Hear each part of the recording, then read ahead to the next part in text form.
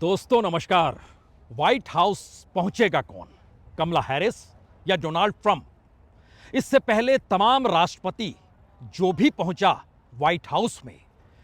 वह उस देश के सत्ता को संभालने के साथ पहुंचा जहां पर दुनिया बहुत उम्मीद और भरोसे के साथ अमेरिका को देख रही थी। लेकिन यह पहला मौका है जब अमेरिकी राष्ट्रपति चुनाव के वक्त ही अमेरिका की अर्थव्यवस्था, अमेरिका की इकोनॉमी, अमेरिका के नाटो देशों के साथ संबंधों की परिस्थितियां और ग्लोबल साउथ के जरिए मिलती हुई चुनौतियां और इन सब के बीच युद्धरत देशों में अमेरिका कहां पर खड़ा है, कैसे खड़ा है। इतना ही नहीं बल्कि यूनाइटेड नेशन की भूमिका और यूनाइटेड नेशन के जरिए दुनिया के तमाम विकसित, विकासशील और गरीब देशों की पूरी कतार जो एक उम्मीद बांधे रहती थी इससे पहले कि जो भी राष्ट्रपति होंगे कम से कम अमेरिका के साथ खड़े होना या अमेरिका की कूटनीति के साथ चलना या फिर अमेरिका की अर्थव्यवस्था को अपने अनुकूल कर लेना एक बड़ी सफलता के तौर पर देखा जाता था। अगर आप भारत के संदर्भ में भी समझे तो एक वक्त पाकिस्तान बहुत बेहतरीन रिश्ते अमेरिका के साथ रहे और आतंकवाद के दौर से गुजरते वक्त जब 9/11 हुआ तो उस दौर में खुले तौर पर अमेरिका को दुनिया को यह संदेश देना पड़ा कि या तो हमारे साथ या फिर हमारे खिलाफ। लेकिन नई परिस्थिति बिल्कुल हटकर है और यह परिस्थिति आने वाले वक्त में अमेरिकी राष्ट्रपति के सामने एक चुनौती के तौर पर होगी। यह चुनौती शायद कह सकते हैं जो भी अमेरिका का राष्ट्रपति बनेगा, वो कमला हैरिस हो या डोनाल्ड ट्रंप हो, व्हाइट हाउस की जो ताकत इससे पहले रही है, इस बार उसे उस ताकत को दोबारा से पाना है। क्योंकि युद्धरत देशों के बीच अमेरिका की कूटनीति या तो फेल हो गई या फिर जिस ताकत के आसरे अमेरिका जिसके भी खिलाफ गया उसके खिलाफ सैंक्शंस लगा के उसने अगर उसे दरकिनार किया, इस बार ऐसी स्थिति बिल्कुल नहीं है। वो चाहे यूक्रेन और रूस का युद्ध हो, चाहे ईरान और इजराइल का युद्ध हो, चाहे खाड़ी देशों के भीतर अभी से ही अपने अपने अनुकूल परिस्थितियों को बनाने की दिशा तय करने का वक्त हो, और ग्लोबल साउथ को लेकर ब्रिक्स की भूमिका और उसमें चीन और रूस का एक साथ आकर खड़े हो जाना और उसमें भारत की भूमिका एक बैलेंसिंग तौर पर उभर कर सामने आ जाना। दरअसल ये सारे सवाल उस दिशा में ले जा रहे हैं, क्या वाकई दुनिया में पावर सेंटर शिफ्ट हो रहा है? और अगर अमेरिका पावर सेंटर नहीं है तो फिर व्हाइट हाउस का मतलब क्या है? अगर अमेरिका की पॉलिसी, अमेरिका की सोच, अमेरिका का निर्देश, अमेरिका की अपनी इकोनॉमी की ताकत अगर दुनिया को चला पाने में सक्षम नहीं हो पाएगी या भरोसा लोगों का या कहें दुनिया के अलग अलग देशों का उठते चला जाएगा, तो फिर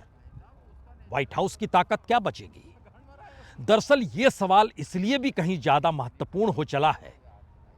क्योंकि 34 से ज्यादा देश ब्रिक्स में शामिल हो गए और ब्रिक्स में आवेदन देने वालों की तादाद लगातार बढ़ती चली जा रही है।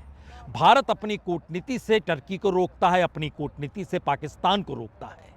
रूस और चीन चाहकर भी एक साथ अपने अनुकूल परिस्थिति ब्रिक्स में नहीं बना पाते हैं, जो वो चाहते हैं कि अमेरिका के खिलाफ एक नया पावर सेंटर ब्रिक्स के तौर पर खड़ा हो जाए। पहला मैसेज व्हाइट हाउस के लिए, क्या अपनी ताकत को बरकरार रखने के लिए इस बार उसे पुरानी परिस्थितियों को बदलना होगा? यह परिस्थिति नाटो की ताकत और अमेरिका की आर्थिक परिस्थितियों के साथ जुड़ी थी जो इस वक्त कमजोर हो चली है। दूसरा सवाल, बिल्कुल चीन और रूस को लेकर जो कमला हैरिस या कहें डेमोक्रेट्स की सोच है, उससे बिल्कुल हटकर रिपब्लिकन यानी डोनाल्ड ट्रंप की सोच रूस और चीन को लेकर है। समझौते का रास्ता डोनाल्ड ट्रंप अमेरिका के हित में साधना चाहते हैं। कमला हैरिस दुनिया की दृष्टि में अमेरिका को दोबारा उसी जगह स्थापित करने के लिए कूटनीति का आसरा ले सकती है। लेकिन सवाल तो यह है कि दुनिया के 170 देशों की ऐसी कतार जो यूनाइटेड नेशन में मौजूद है, क्या उनको भरोसा व्हाइट हाउस पर है? या यूनाइटेड नेशन की भूमिका, वर्ल्ड बैंक की भूमिका, इंटरनेशनल मॉनेटरी फंड की सोच, आईएमएफ की सोच जो कि लोन के आसरे अलग अलग देशों में, खासतौर से गरीब और विकासशील देशों को अपनी नीतियों को विकसित देशों के अनुकूल लागू कराने की दिशा में ले जाते हैं, या फिर WTO की भूमिका, जिसमें व्यापारिक रिश्ते भी अमेरिका के अनुकूल हों, इन सारे सवालों पर इससे पहले कोई बोलता नहीं था। पहली बार भारत के विदेश मंत्री ने भी खुले तौर पर कहा कि इससे पहले जो होता चला आया है अब वो नहीं चलेगा, और जो भी गरीब और विकासशील देशों ने भुगता है अब उससे हटकर नई सोच दुनिया के सामने रखनी होगी। तो क्या वाकई ये व्हाइट हाउस एक प्रतीक के तौर पर है, या प्रतीक के तौर पर हो जाएगा,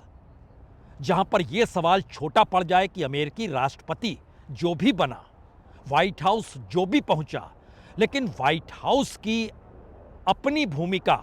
और उसका अपना महत्व इस दौर में कम होता चला आया। जॉर्ज वाशिंगटन से लेकर बाइडेन तक के सफर में अब पहली बार यह भी महसूस करेंगे कि इससे पहले तमाम राष्ट्रपतियों के दौर में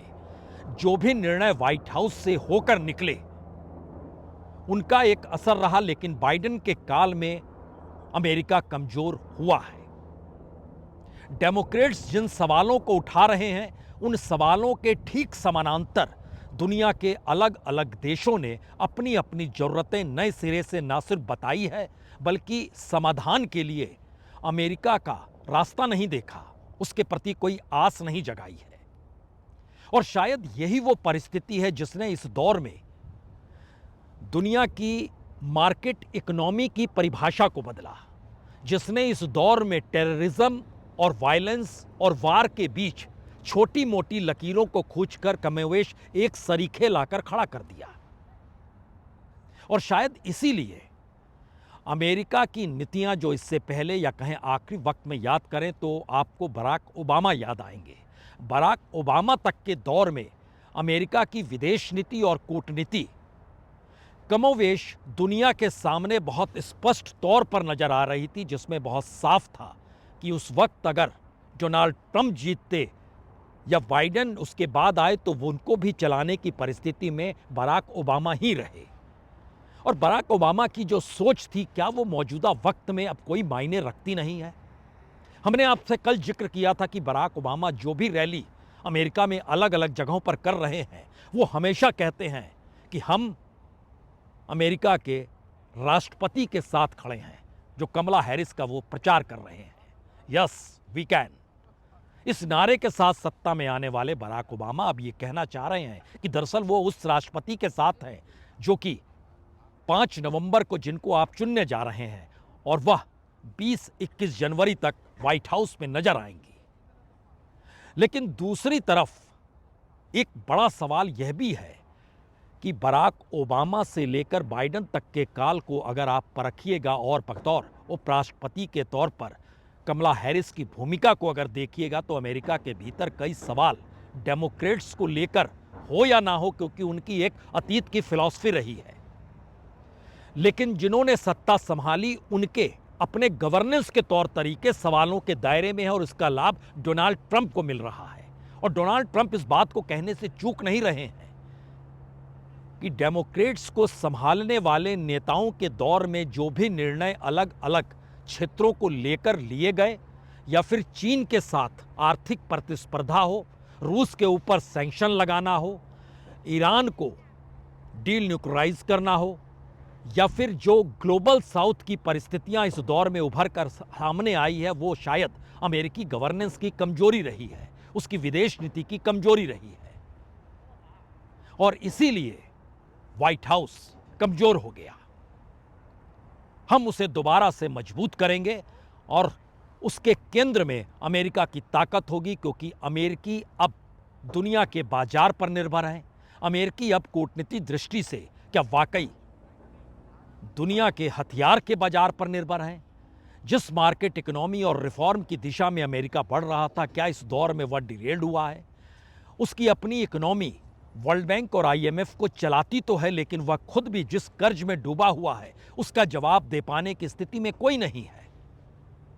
शायद इसीलिए व्हाइट हाउस की भूमिका आने वाले वक्त में कितनी बचेगी, और बचेगी तो कितने ताकत के साथ वह रह पाएगी, ये सवाल इस चुनाव के आखिरी मुहाने तक आते आते गूंजने लगा है। यानी जिस व्हाइट हाउस के इर्द गिर्द दुनिया के तमाम राष्ट्राध्यक्षों को और उनकी नीतियों को यह देखा परखा जाता था कि अगर वह व्हाइट हाउस उनके साथ है तो उन्हें कोई मुश्किल नहीं होगी, पहली बार उसी व्हाइट हाउस की ताकत और भूमिका को लेकर दुनिया के अलग अलग देशों के राष्ट्राध्यक्ष नए रास्तों को तलाश रहे हैं। और जो शायद अमेरिका की इस दौर में सबसे बड़ी हार है, या कहें व्हाइट हाउस की अपनी ताकत को गंवाने की एक ऐसी परिस्थिति में यह चुनाव आकर खड़ा हो गया है कि चाहे वो कमला हैरिस हो या फिर डोनाल्ड ट्रंप हो, जो भी व्हाइट हाउस में पहुंचेगा उस ताकत के आसरे पहुंच नहीं पाएगा जिस ताकत के आसरे व्हाइट हाउस की पहचान दशकों से नहीं सदियों से लगातार बनी रही है। और आंदोलन से निकले हुए जॉर्ज वाशिंगटन के दौर में अमेरिका को खड़ा होने का जो सपना देखा गया, जॉर्ज एडम्स ने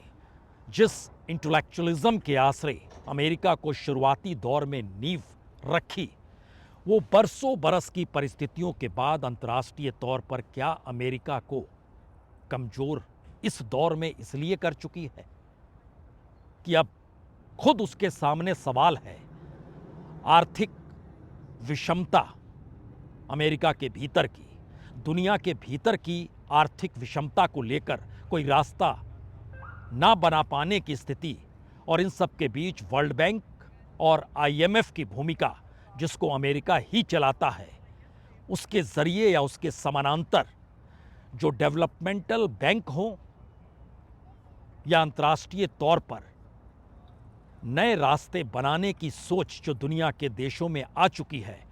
उनके सामने एक बड़े बाजार को, बड़े मुनाफे को और व्यापारिक प्रतिद्वंदिता से हटकर सभी को एक साथ खड़ा करके अगुवाई करने की दिशा में क्या ये व्हाइट हाउस आ पाएगा या नहीं आ पाएगा।